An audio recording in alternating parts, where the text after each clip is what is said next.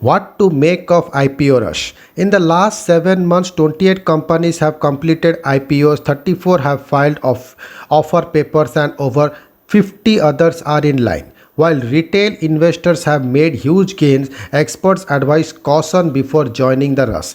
Equity gains over the last 1 year benchmark indices trading at record levels and high liquidity in the economy have led to sharp rise in primary market activity over the last few months.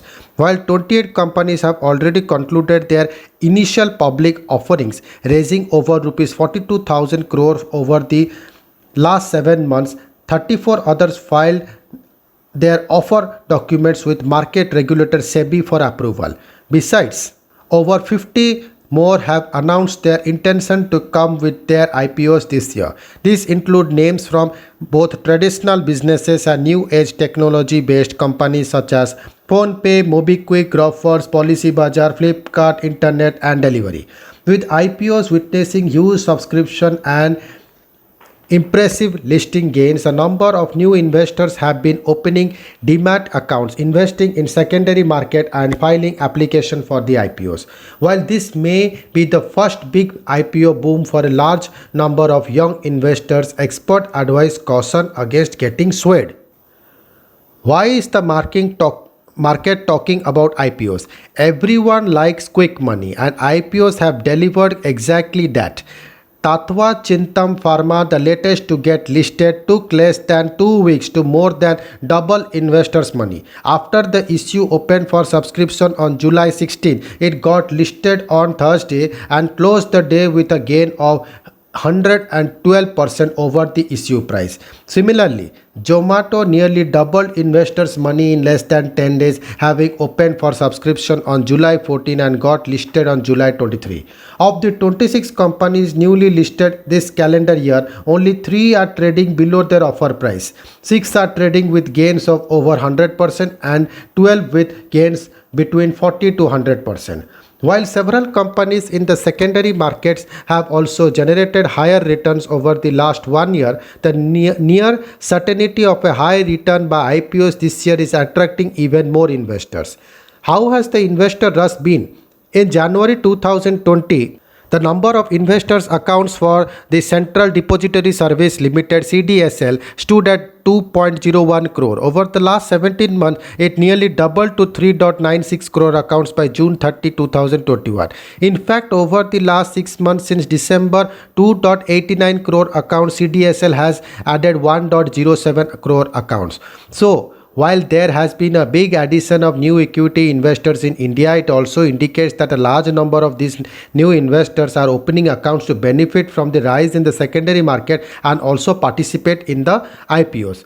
What factors should investors consider? Financial advisor says it is important that investors build a diversified portfolio that has bigger component of growth oriented blue chip companies along with mid-sized and small companies with strong fundamentals.